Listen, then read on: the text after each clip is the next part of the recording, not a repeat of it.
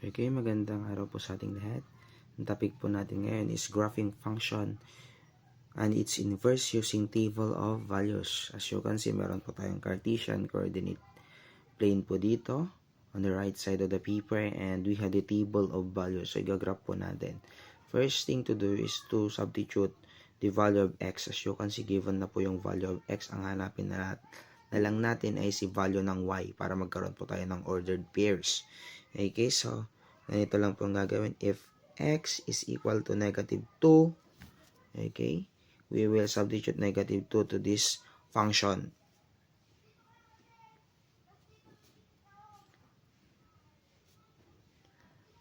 So the answer is negative 2 plus 5, we have positive 3. Susulat po natin si positive 3 doon. Next, we have if x is equal to negative 1, okay, we will substitute negative 1 to this function. Okay, so the answer is 4. Negative 1 plus 5 is 4. Okay, next, if x is equal to 0, so we will substitute 0 to the given function. 0 plus 5, the answer is 5. Okay, so isusulat po natin. As you can see, meron po tayong pattern. Kapag linear function po kasi ang function natin, meron po siyang pattern. As you can see, 3, 4, 5. Ang pattern po niya ay nagdadagdag ng isa. So, kahit hindi na po natin isubstitute si 1 at si 2, automatically we can easily identify kung ano yung value ng y. Which is, ito ay magiging 6 and ito ay magiging 7. Note, for linear function lang po yung pattern. Iba naman po yung pattern sa quadratic function. Okay, now, we will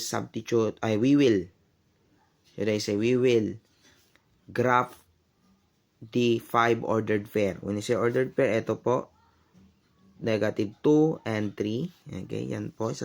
I-graph po natin dito. Hanapin natin. So, x-axis negative 2. Andito po siya. Okay, and positive 3 nasa taas. Ayun. Lalagyan lang po natin ng tuldok. Then, after that, negative 1 and 4. So, pataas po siya. Ayun. The next, 0, 0 and 5. Then, we have 1 and 6. Positive 1 and 6. Pataas siya. Then, we have 2 and 7. So, yun. Then, maguguhit lang po tayo ng straight line. At yan na po ang graph ng ating linear function. Okay, straight line po yan. Okay, arrowheads indicate na pwede pa po siyang mag-extend. Okay, then, next, syempre, yung topic natin, graph of inverse function. Kailangan din natin gawin yung inverse. So, paano po kumuha na ng inverse? So, same process po, copy natin yung original function, f of x, x plus 5. Then, after that, we will change f of x into y.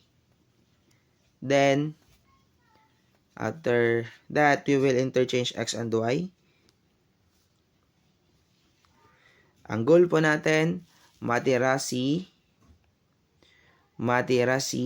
y sa right side of the equation. So, imumove po natin si 5 sa kabila. Magiging negative siya, y. Now, we have the inverse function, which is x minus 5. Now, after getting that, we will create another table of values for this inverse function. So, x, y, same na lang po yung gagamitin natin. We will use same value of x, 0, 1, and 2. Okay, so, same process po, we will just substitute the value of x dito sa ating inverse function. Okay, so if x now is equal to negative 2, okay, negative 2 minus 5, the answer is negative 7. Okay? Next, we will substitute also the value of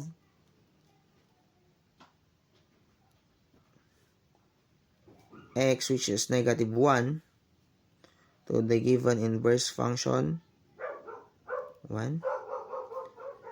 So, negative 1 minus 5. The answer is negative 6. So, then, meron pang isa. Kuha pa po tayo ng isa. We have the 0.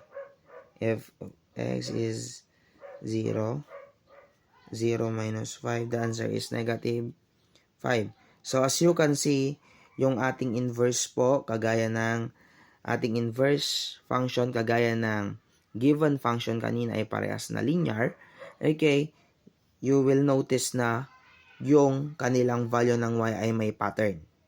Okay, yung pattern po is pababa. Therefore, ang magiging sagot na po dito automatically is 4 and negative 3. If we're going to graph that to this Cartesian coordinate plane, okay, so first we will take a look with negative 2 and negative 7. Next, we have negative 1 and 6. Next, we have the 0 and 5. Next, we have the 1 and 4. Positive 1 and 4. And we have the 2 and 3. We will just draw a straight line. And as you can see po, mirroring po ng function yung kanyang inverse. Okay, along x-axis. Okay, do not forget to label this one. F of x is equal to x plus 5. And also this one, para ma-notice na siya yung kanyang inverse. F of x